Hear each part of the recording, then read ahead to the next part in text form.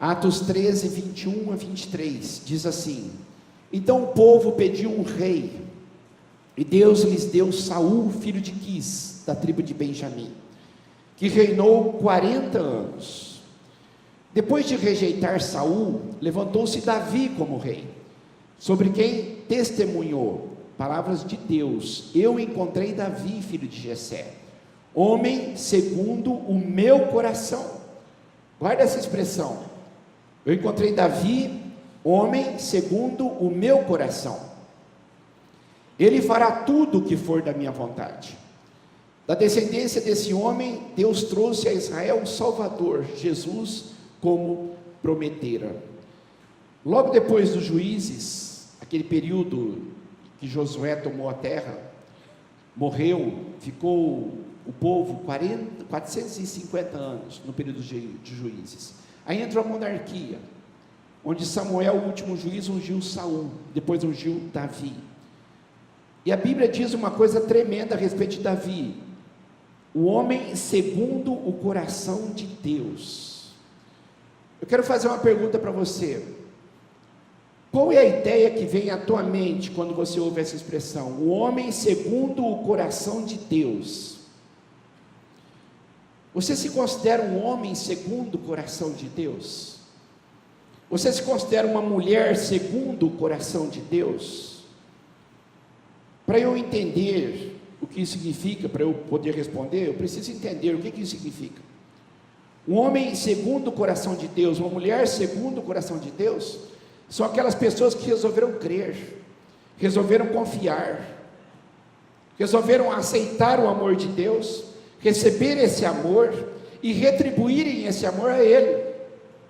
Não eram super-homens. O grande problema nosso é que nós vemos a Bíblia, essas pessoas, ao ponto de até idolatrá-las, e não eram pessoas supers, não eram pessoas como eu e como você.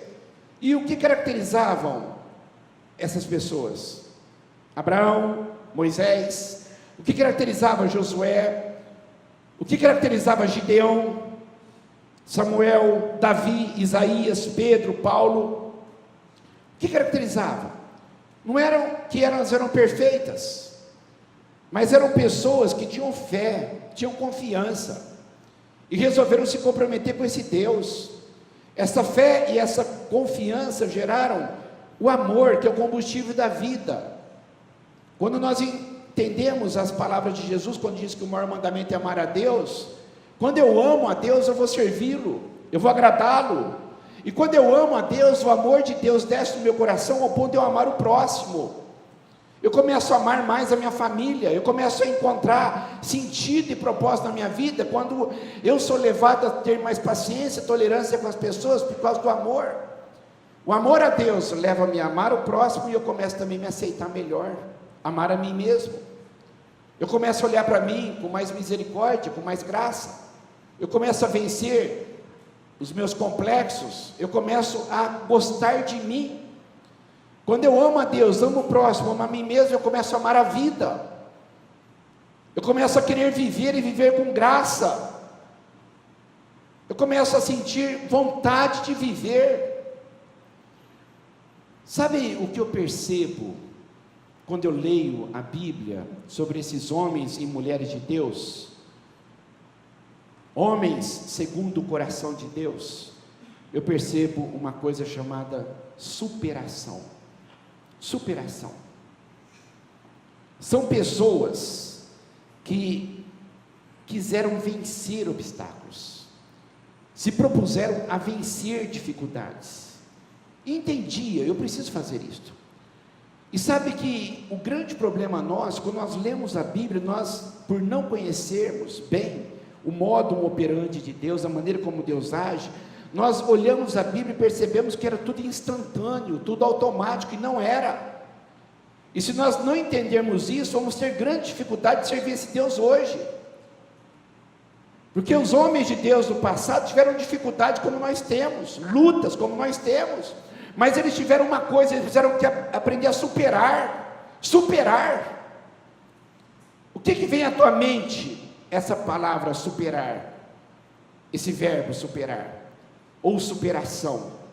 Superar. alcançar a vitória sobre, vencer. É o que eu quero, eu vou vencer, ser ou tornar-se superior a, superar, ultrapassar, exceder, sobrepujar, ser ou tornar-se mais eficiente ou superior em relação a outro ou a si mesmo.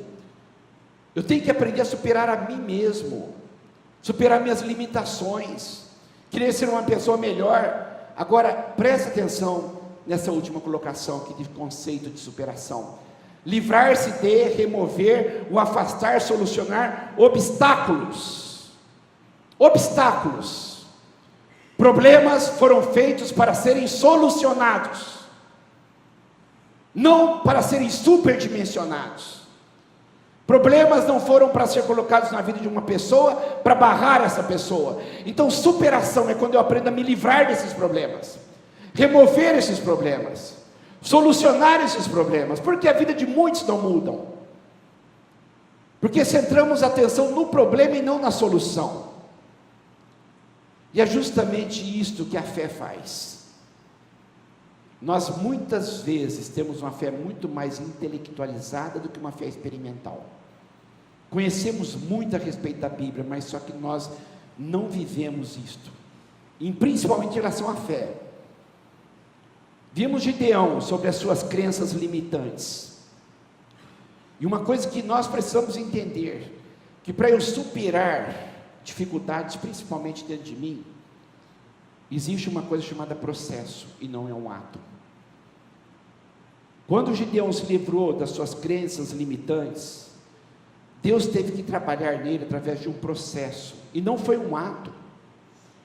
E uma coisa que eu preciso entender, eu tenho vivido de uma forma há anos, ou talvez há décadas, não são alguns meses na igreja que vai fazer com que tudo mude de uma hora para outra. Eu tenho que tomar cuidado de parar de cobrar isso das pessoas e cobrar de mim mesmo. Mas só o fato de eu ter uma visão de que eu posso mudar e colocar isso como um processo contínuo, eu tenho esperança, mas isso não vem de uma hora para outra. Gideão era uma pessoa que se sentia vítima da vida, vitimização, é uma crença limitante, mas Deus teve que trabalhar isso nele, complexo de inferioridade, ansiedade. Quantas pessoas vivem ansiosas há anos, há décadas? Não é algum tempo na igreja que vai mudar essa história, o medo.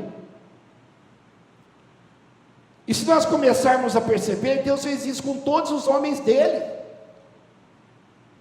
Quando Deus chamou Moisés, ele chamou depois de 40 anos no deserto, onde Moisés foi forjado no seu caráter. Moisés matou um egípcio, escondeu na areia, querendo libertar o povo da sua própria forma, e Deus falou: não é desse jeito não.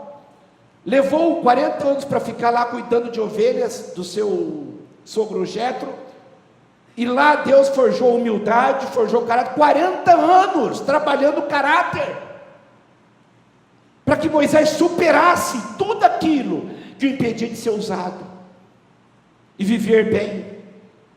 Enfim, todos os homens de Deus passaram por isso, e hoje não é diferente. E eu creio que este é o fator principal de muitas pessoas se afastarem da igreja. Muitas pessoas se decepcionam com Deus, porque não entendem o modo de Deus agir. Querem algo imediato, querem que milagres aconteçam no instantâneo, querem ditar para Deus a maneira que Ele tem que agir. Por quê? Porque tem uma visão equivocada da Bíblia. Porque Deus agia lá, agora tem que agir daqui. E pastores pregam isto, levando as pessoas a ficarem exasperadas, impacientes, querendo que Deus faça logo. E se não acontece, aí vem mais julgo, falta de fé, é o diabo, você não está orando, você não está buscando, você não está jejuando. E as pessoas têm feito isso, têm buscado de fato. Então eu preciso entender que Deus quer trabalhar na minha vida, que Deus quer me ensinar a ser um verdadeiro homem segundo o seu coração, mas Ele quer que eu supere, vence, torne-me superior, ultrapasse. Lembra da definição? Livrar-se de obstáculos, é isso que Deus quer. Ele quer abençoar minha vida para que eu consiga remover, afastar, solucionar problemas. Obstáculos foram feitos para serem removidos, afastados, solucionados. E sabe por que Davi foi um homem segundo o coração de Deus? Porque ele resolveu agir. Ele agia apesar de, ele confiou apesar de, ele chegou onde chegou, porque ele aprendeu a superar tudo e todos. E você? Onde você quer chegar? Qual que é a meta da tua vida? Onde você quer chegar na tua profissão? Onde você quer chegar na tua família? Onde você quer chegar você com você mesmo? Onde você quer chegar com Deus? Não está na hora de aprender a superar, a buscar? Homem segundo o meu coração é aquele que crê em mim, aquele que me ama e aquele que aprende a superar. Eu quero convidar você para nós olharmos para a vida de Davi e tratarmos sobre esse tema hoje, superação. Como que eu posso, pela graça de Deus, pela fé, perceber algumas coisas que estão me impedindo, me sufocando, me prendendo, me amarrando, para que eu consiga, pela graça de Deus, superar, ser uma pessoa melhor, um verdadeiro homem, uma verdadeira mulher de Deus. Se nós olharmos para a vida de Davi, nós vamos encontrar uma coisa, que a grande maioria aqui passa por isso ou passou por isso: família disfuncional. É a primeira coisa que Davi teve que lutar e superar. Davi não foi o que foi por causa do apoio que ele teve da sua família. Ele não teve apoio da sua família. Ele teve que superar. Porque nem sempre as nossas famílias são as que nós precisamos. Nem sempre as nossas famílias são aquelas que nós queremos. Ele não recebia o devido valor na sua casa. Ele não era valorizado pelo seu pai e nem pelos seus irmãos. Não era. E ele foi o que foi, porque ele aprendeu a superar isto. Ele teve que superar isto.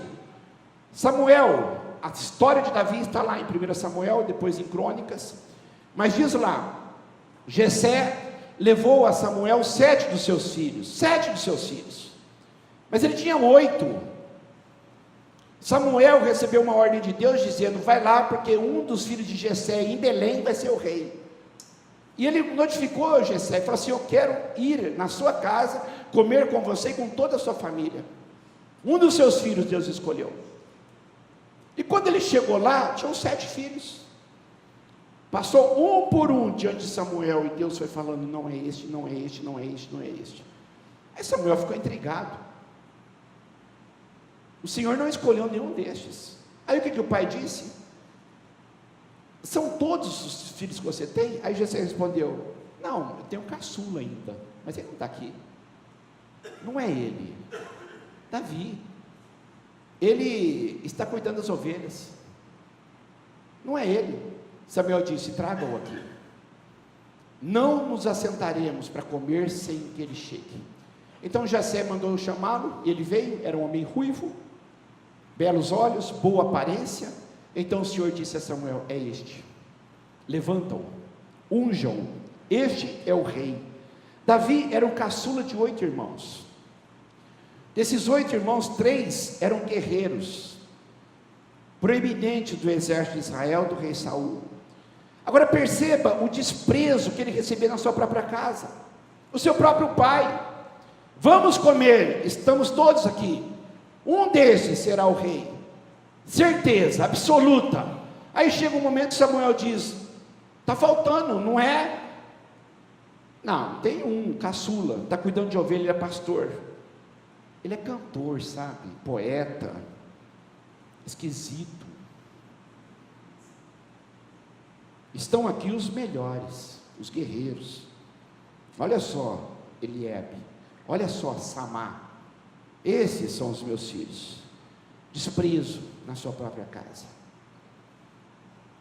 Olha só um episódio que aconteceu quando Davi, mandado por seu pai, foi levar comida para os seus irmãos.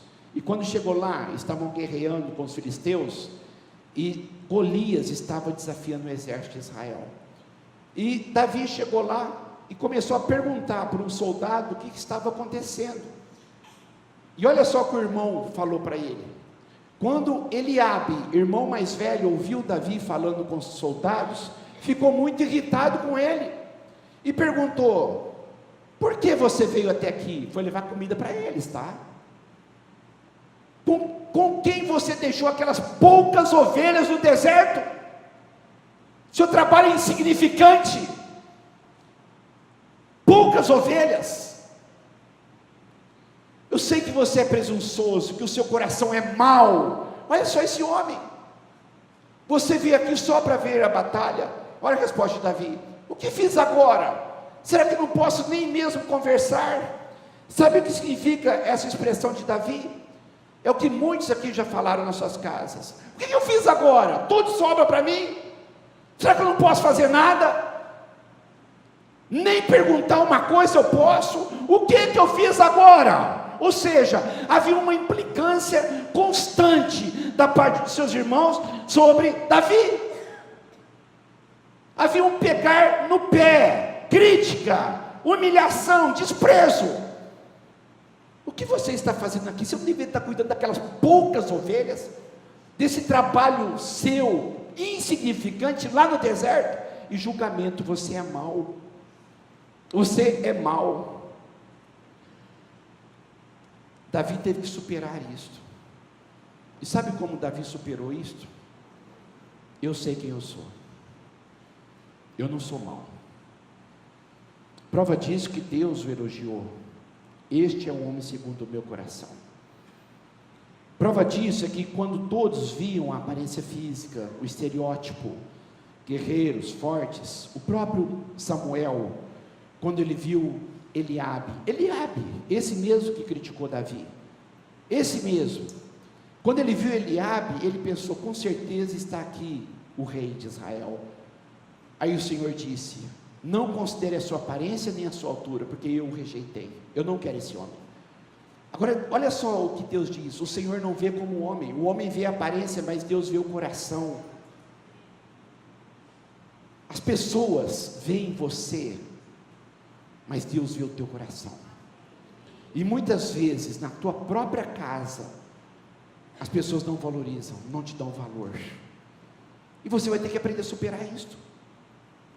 Você vai ter que aprender a ser aquilo que Deus quer, o quem Deus quer, sem o apoio da sua família. Davi veio de um lar problemático, que nós chamamos de lar disfuncional. O que é um lar disfuncional? Quando as pessoas da família não cumprem as suas funções. Quando o pai não é presente. Deveria ser, a função do pai é ser presente na casa, mas não é. E aí gera um lar disfuncional. A mãe tinha que ser amorosa, a mãe tinha que ser cuidadora, mas passa mais tempo em WhatsApp, em Facebook, do que com o filho, porque deixa o filho na creche o dia inteiro, e chega em casa, ao invés de dar atenção para o filho, fica em redes sociais. Disfuncional. A coisa está totalmente desfigurada. Pais têm que trazer proteção e segurança para os filhos. Os filhos têm que sentirem-se seguros na casa. Elogiar, amor incondicional, valor. Eu te valorizo. Porque eu te valorizo, eu vou investir tempo em você. Isto é a função dos pais: preservar a identidade, mas disciplinar o comportamento. É um lar funcional. Você é maravilhoso, mas eu percebo que você está estudando pouco. Você é muito inteligente, mas você não está sendo disciplinado. Mas que problema? Não tem problema, eu vou te ajudar. Eu vou tirar o tablet teu durante uma semana, porque eu te amo, porque você é maravilhoso. Só vou te ajudar a entender que você tem que ter mais disciplina, porque você é uma pessoa maravilhosa. Meu filho, o que você fez aí? A identidade foi preservada, e você disciplinou o comportamento. É um lar funcional, onde eu coloco limites, onde as crianças entendem que o pai não grita com elas, porque tem autoridade, Quem grita não tem autoridade. Aquela mãe, aquele pai que berra com o filho não está nem aí, isso não é autoridade. Não é. O pai que espanca não tem autoridade nenhuma, ele tem autoritarismo. Isso é um lar disfuncional. E o que acontece quando os filhos vivem assim? São obedientes, são amorosos. O que acontece? Irmãos, companheiros, amigos uns dos outros, amorosos um com o outro. Mas nem sempre as famílias são assim. Nós percebemos pais julgando filhos, por causa de erros que cometeram, e todo mundo erra. Então uma coisa é você errar, e outra coisa é você sentir-se um erro. Então qual que foi a mensagem que foi colocada para Davi? Você é um erro. Mas Davi dizia, eu não sou um erro, eu sei quem eu sou. E é interessante que nós começamos a perceber isto, e as nossas famílias muitas vezes não são aquelas famílias que gostaríamos que fossem. Mas não podemos parar a nossa vida, não podemos anular os nossos sonhos, não podemos parar de querer o excelente por causa disto. Temos que superar. Muitos colocam a culpa dos seus insucessos na estrutura familiar. Muitos colocam a culpa das suas mazelas no lar que teve. Eu sou muito assim porque eu não tive um pai presente. Eu sou muito assim porque meu pai foi alcoólatra, abusivo. Eu sou muito assim. Queridos, presta atenção numa coisa.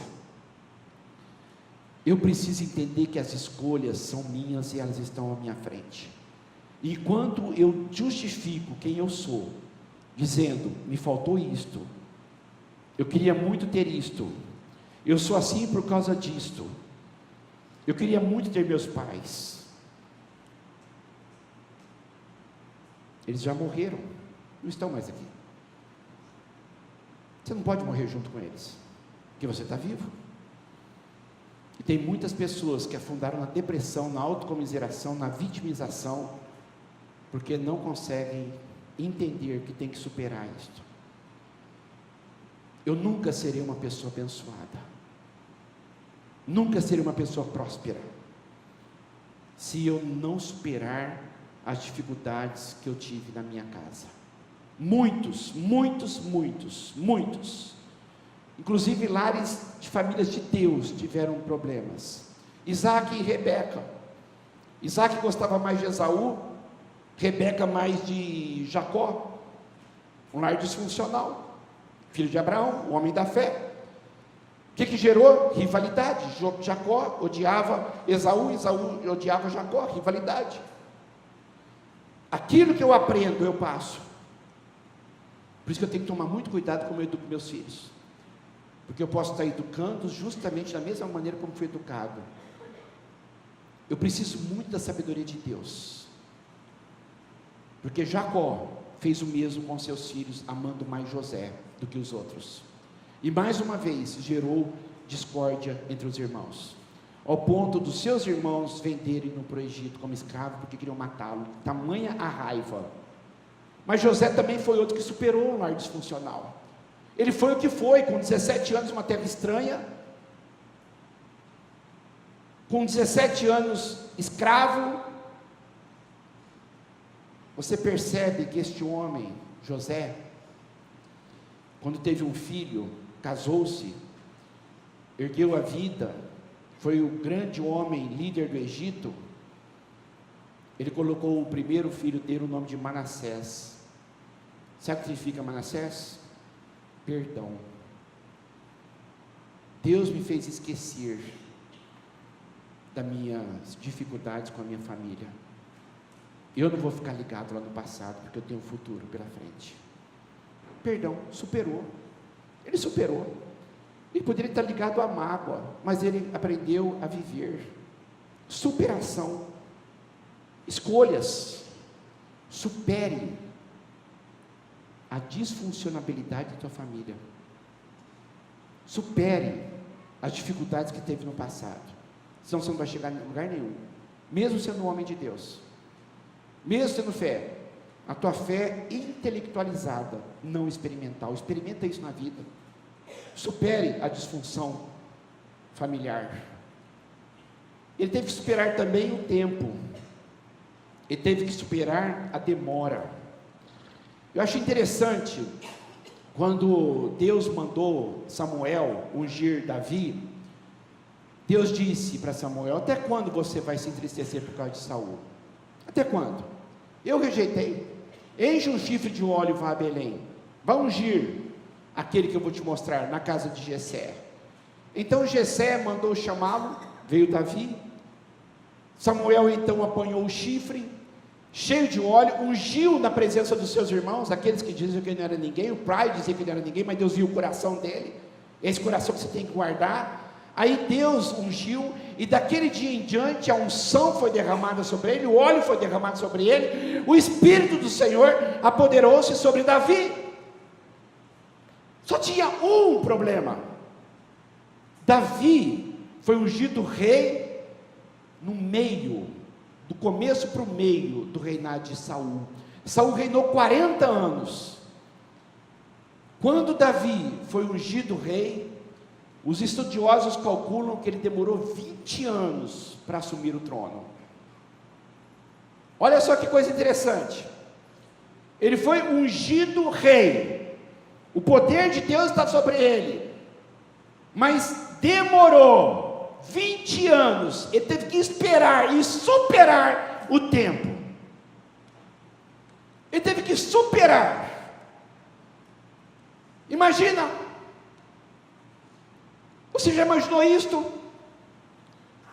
Quando Deus o escolhe, rejeita Saul, Saul reinando 40 anos, ele não assumiu, e aí teve que esperar, e esperou muito, muito, muito.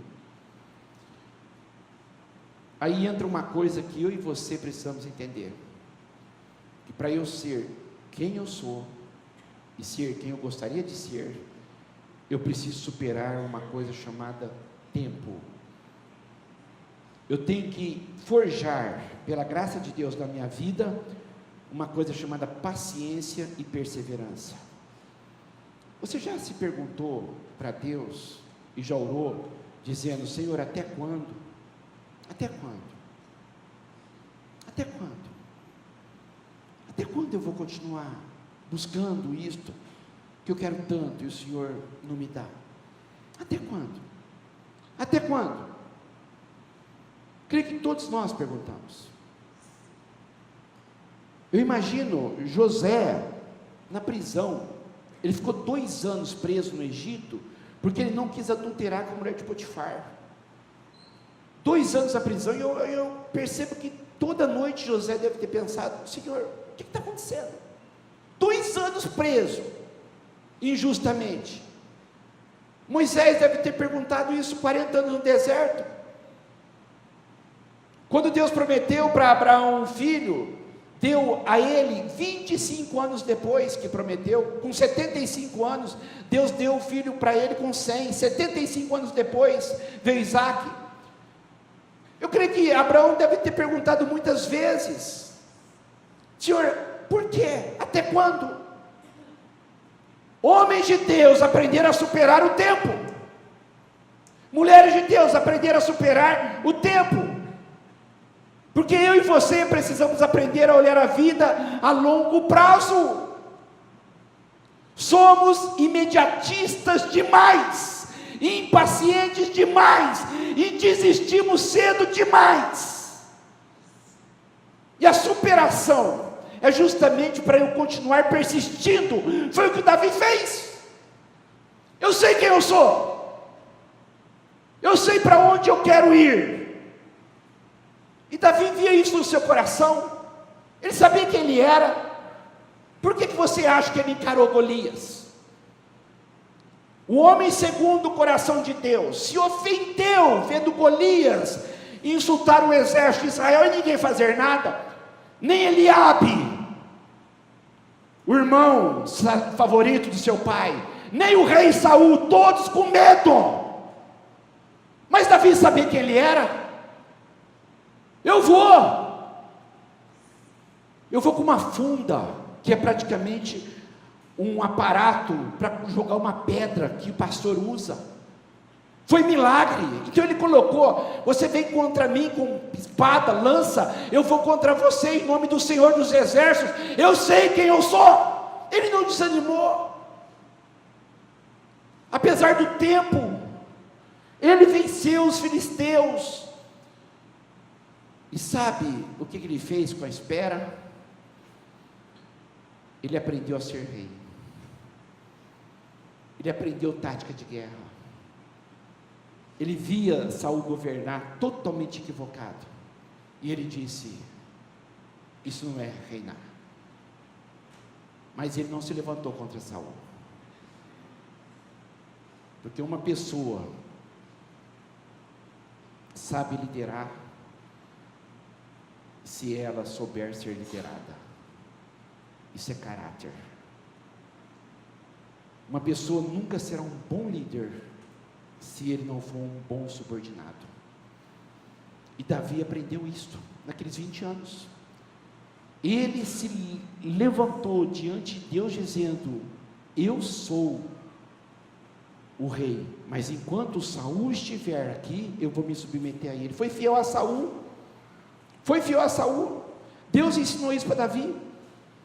Sabe aquela história de algumas pessoas que você percebe que ocupa um cargo maior, melhor, ou começa a prosperar na vida e fica soberba, orgulhosa, prepotente, pisa em todo mundo e se acha?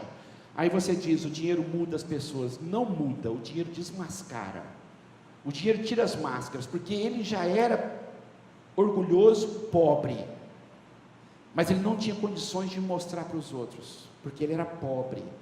Quando ele começa a ter um grau de posição, de liderança ou dinheiro, ele começa a ser aquilo que ele sempre foi, orgulhoso e prepotente, mas não tinha como mostrar isso.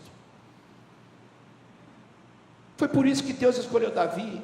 Este homem é humilde, subordinado, ele vai ser humilde, um grande rei. Hoje a bandeira de Israel tem a estrela de Davi.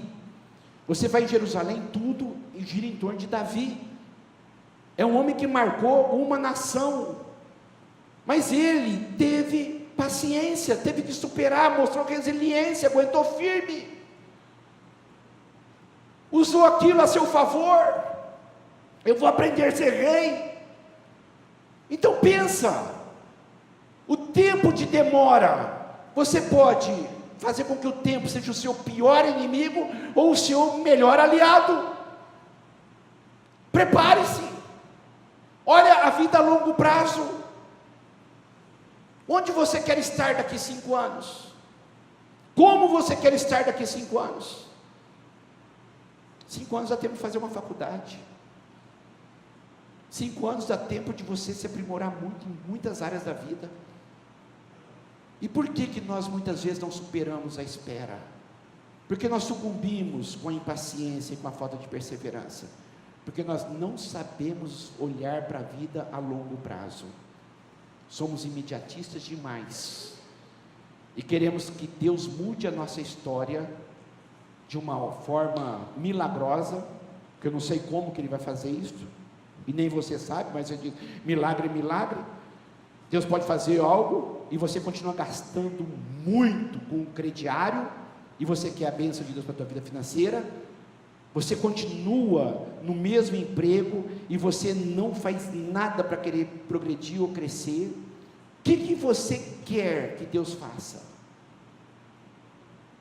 Você quer que Deus faça o quê em relação à tua saúde, da maneira como você tem tratado dela? O que você quer que Deus faça em relação à tua família? Qual que é o projeto de vida que você tem para a tua casa? Qual que é o projeto de vida que você tem para a igreja? Estamos falando sobre grupos pequenos. E se eu disser para você que Deus quer te usar como líder de um grupo? Aí você pensa, eu nem participando de grupo eu estou, nem sei se eu quero isso para a minha vida. Ainda mais liderança, ainda mais lidar com gente, eu não sei. Fica tranquilo, Porque Gideão falou a mesma coisa, Moisés falou a mesma coisa, Jeremias falou a mesma coisa, e todos eles foram grandemente usados. E sabe uma coisa que Deus fez com eles? Preparou-os. E o grande problema nosso, você não se vê líder de grupos pequenos, lendo a Bíblia, tratando com pessoas, porque na tua mente, daqui 3, 4 anos, você vai estar igual você está agora. Então o tempo não tem sido seu aliado, tem sido teu inimigo, porque você não consegue projetar a tua vida a longo prazo. Daqui 5 anos eu posso estar muito bem preparado, mas se eu começar a agir, se eu começar a preparar, só que o problema é, eu não faço isto. A minha saúde, daqui 5 anos, como é que eu quero estar? Se eu continuar comendo do jeito que eu como, sedentário do jeito que eu estou, eu vou estar 5 anos mais velho, e é lógico, minha saúde vai estar pior. Então o tempo, eu preciso começar a usá-lo a meu favor. Supere o tempo, tenha paciência. Na tua vida intelectual, leia mais, estude mais, dedique-se mais, sonhe grande, cuide-se, invista em você. Tem pessoas que estão esperando o grande amor da vida, há tempos. Eu quero um marido, eu quero uma esposa. Cuida de você, enquanto isso não acontece, para que as pessoas comecem a olhar para você com mais graça, ver um sorriso mais estonteante em você, ao invés dessa cara de vítima da vida. Ninguém me ama, ninguém me quer. Ninguém aguenta isso não. Vai mais para o salão, pinta o cabelo, faz academia. Homem, se cuide mais, porque quando chegar, a coisa vai acontecer, mas o tempo, você tem que superar, você tem que fazer por onde. A coisa não vai acontecer, se você não trabalhar isto. Davi, ele teve que superar uma família disfuncional, ele teve que superar o tempo, e ele teve que superar seus erros e equívocos. Eu quero que você preste muita atenção numa coisa. Davi era um homem segundo o coração de Deus. Homem. Davi era um homem segundo o coração de Deus, humano. E sabe o que caracteriza um homem? Sabe o que caracteriza um ser humano? Passivo de erros e equívocos. Davi teve que superar isto, superar os seus erros, superar os seus equívocos. Aconteceu uma coisa interessante. Já quando ele era rei, ele adulterou com uma mulher chamada Betseba, mulher de Urias, que era um dos grandes soldados, heróis de guerra de Davi. Ele matou Urias para forjar algo para livrá-lo junto com Betseba, porque ela estava grávida dele. Ou seja, esse homem de Deus, que foi um homem segundo o coração de Deus, foi um homem que errou, que cometeu equívocos na vida. Na primavera, época que os reis saíam para a guerra, Davi ficou em Jerusalém. Ele terceirizou: vá, Joabe, eu vou ficar, eu não vou para a guerra.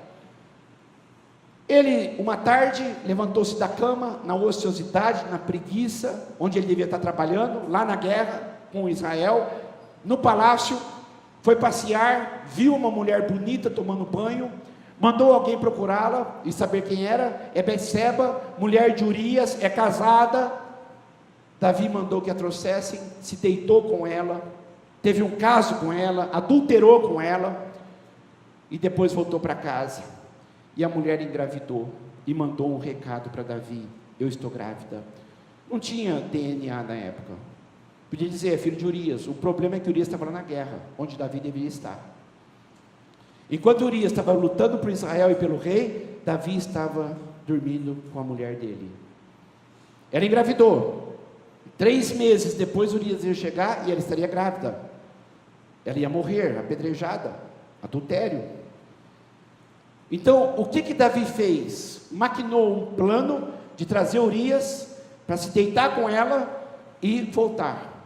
Só que Urias, ele não fez isso. Ele voltou, mas ele disse: eu não vou dormir com a minha mulher enquanto o exército de Deus vivo está dormindo em tendas. Urias era muito mais honrado do que Davi imaginou.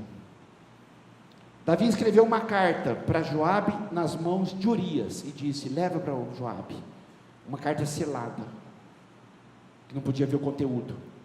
E naquela carta estava a sentença de morte de Urias, porque Davi disse, uma carta por meio de Urias, nela escreveu: ponha Urias na linha de frente, deixe-o onde o combate estiver mais violento, para que ele seja ferido e morra.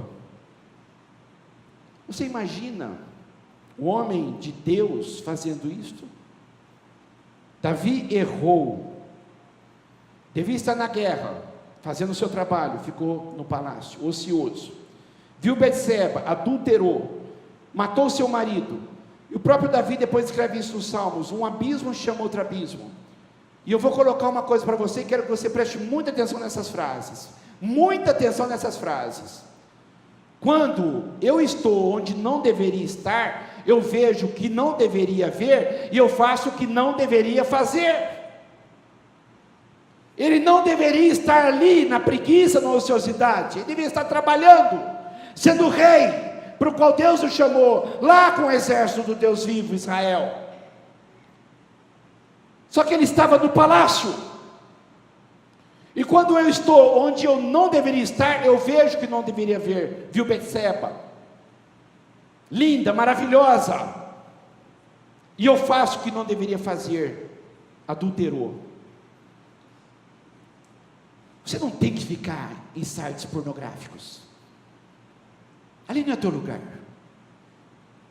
porque você vai começar a fazer o que você não deveria fazer. Por quê? Porque você está onde você não deveria estar, vendo o que não deveria ver.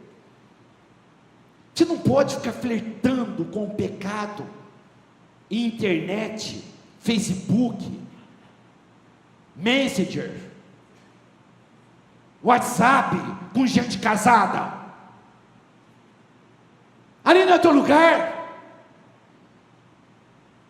Quando eu estou onde eu não deveria estar, eu vejo que não deveria ver e faço o que não deveria fazer. Eu preciso entender isto. Muitos erros que nós cometemos, nós mesmos os procuramos. Se você tem tendência à droga, o que você vai fazer na boca de fumo? Se você tem tendência a álcool, o que você vai fazer no bar? Se você tem tendência à pornografia, o que você vai fazer na internet de madrugada? O que você faz com a tua vida? O que aconteceu com Davi? Ele errou, sendo homem de Deus. Mas como que ele superou o erro? Ele foi o que foi, o grande rei Davi, ao ponto de Deus dizer: o meu filho, Jesus Cristo, o Messias, o Deus Todo-Poderoso, virá da linhagem real do rei Davi, porque o rei Davi é um homem segundo o meu coração, adúltero e assassino. Por que Deus disse isso? Jesus vai nascer de Belém. Por quê? Porque Davi nasceu em Belém, vai nascer na cidade de Davi. Por que Deus fez isso? Porque o homem de Deus não é aquele que nunca erra, mas o homem de Deus é aquele que se humilha e se arrepende quando erra e deixa o pecado. A mulher de Deus é aquela que supera, quando faz uma autoanálise e na humildade reconhece o erro. Nós vemos a vida de Davi, a história de Davi em Samuel, Crônicas, e vemos o retrato de Davi, o raio-x do coração de Davi em Salmos. Por isso que você ama Salmos, porque Salmos não conta a história, Salmo conta a poesia de um maior poeta da Bíblia, o maior poeta de Deus, o rei Davi. E lá nos Salmos, quando Natã foi confrontar Davi com seu pecado, e ele disse: eu errei. Ele escreve o Salmo 51. Você quer entender o raio-x do coração de Davi, o homem segundo o coração de Deus? Quando Natan disse: você errou, você dormiu com uma mulher casada, você adulterou, você matou um herói de guerra fiel a você, você fez loucura. Sabe o que ele fez? Ele escreveu o Salmo 51: tem misericórdia de mim, ó Deus, por causa do teu amor, por causa da tua compaixão, apaga as minhas transgressões. Eu mesmo reconheço as minhas transgressões, eu sei, o meu pecado sempre me persegue. Eu errei, contra ti eu errei, pequei e fiz o que reprovas, de modo que justa é a tua sentença. O Senhor tem razão em me condenar, mas eu te peço, não condena, não é por minha causa não, mas por causa da tua misericórdia. Eu sei que eu sou um pecador, desde que nasci, desde que minha mãe me concebeu. Esconde o rosto dos meus pecados, Senhor, apaga as minhas transgressões e iniquidades. Pai, cria em mim um coração puro, lava, renova, faz novo, um espírito estável, equilibrado. Ele se arrependeu dos seus pecados e não os justificou. Um homem de Deus supera os seus erros, supera as suas falhas, quando ele não as justifica, mas ele pede perdão e deixa. Eu não posso adulterar culpando o meu cônjuge, pela maneira como ele me trata, pela maneira como ela me trata.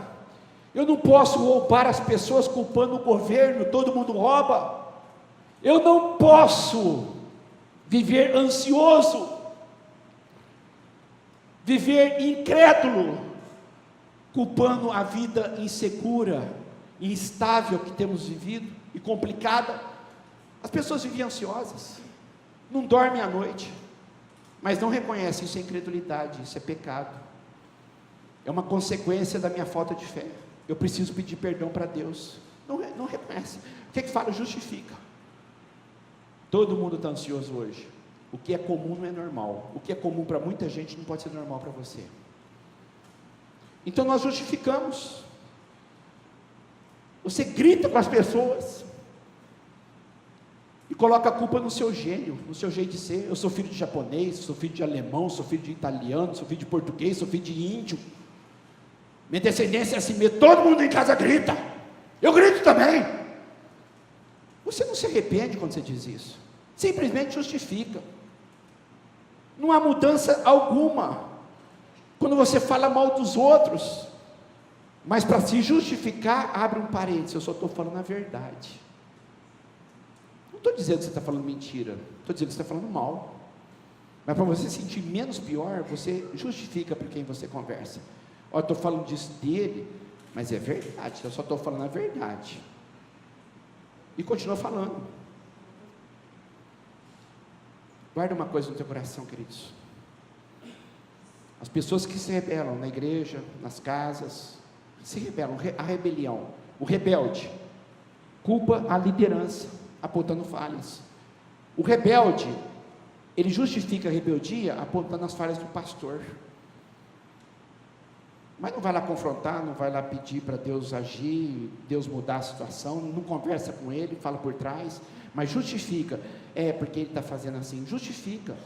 Tudo que eu justifico, eu perpetuo. As pessoas vão falar. Por que as pessoas vão falar mal dos outros para você? Porque você ouve. E você sente mal depois. Nossa, não sei porque as pessoas vêm atrás de mim. Porque ouve. Você sabe sim, porque você gosta. Você é um receptador. Provérbios: quem esconde os seus pecados não prospera, mas quem os confessa e os abandona encontra misericórdia. Se eu não aprender a superar meus erros, e como que eu supero meus erros? Através de uma coisa chamada arrependimento. E arrependimento é: eu não vou fazer mais.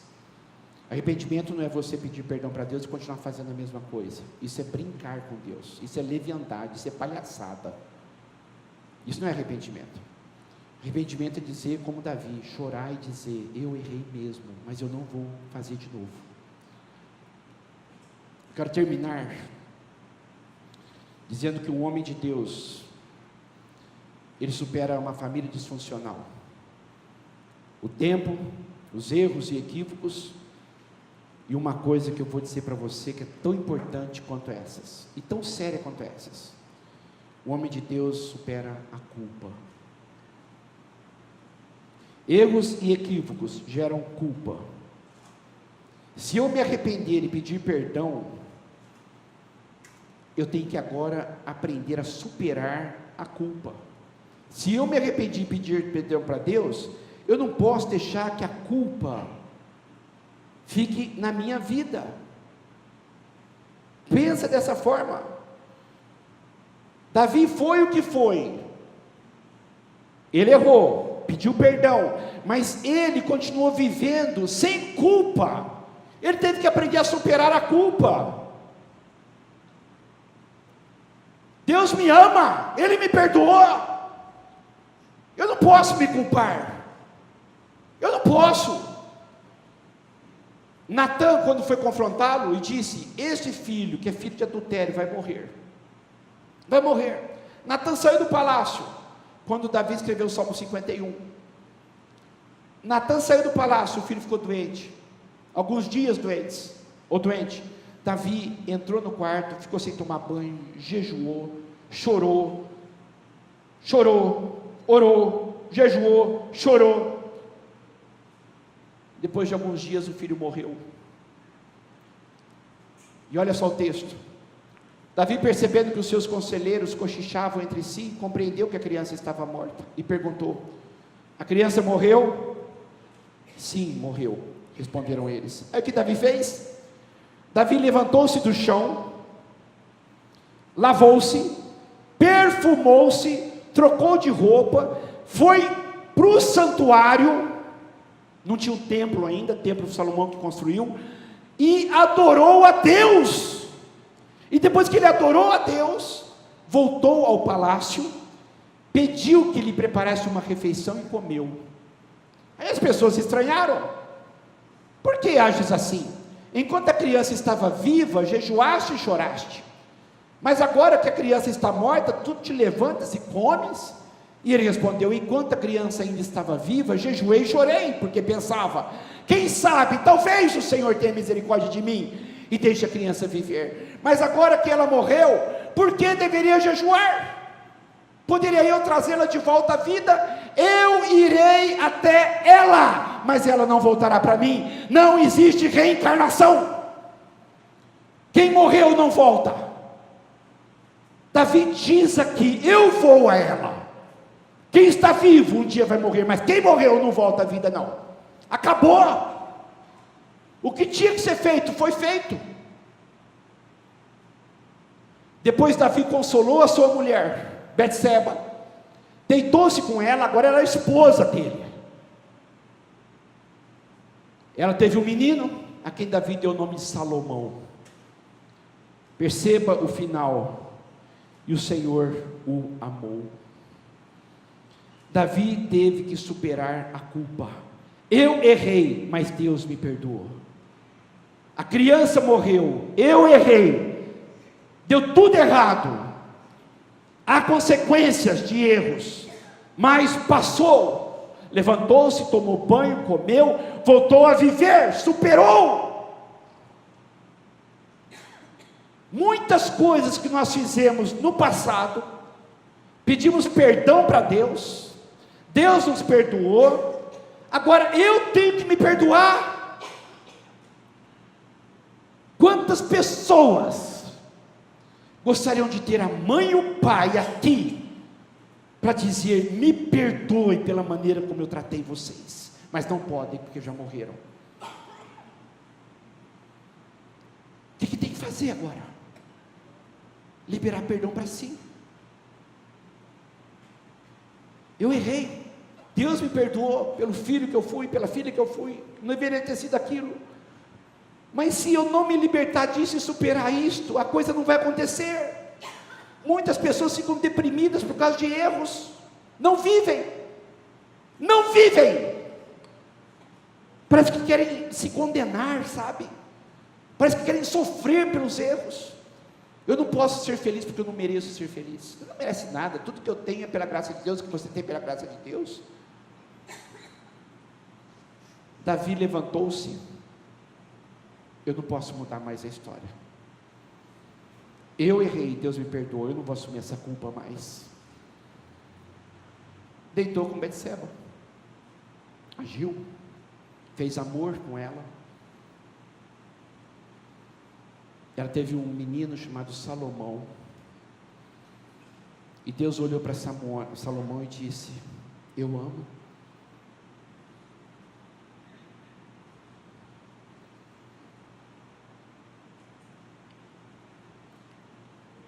Nosso Deus é o Deus do recomeço, o Deus da restauração, o Deus do perdão.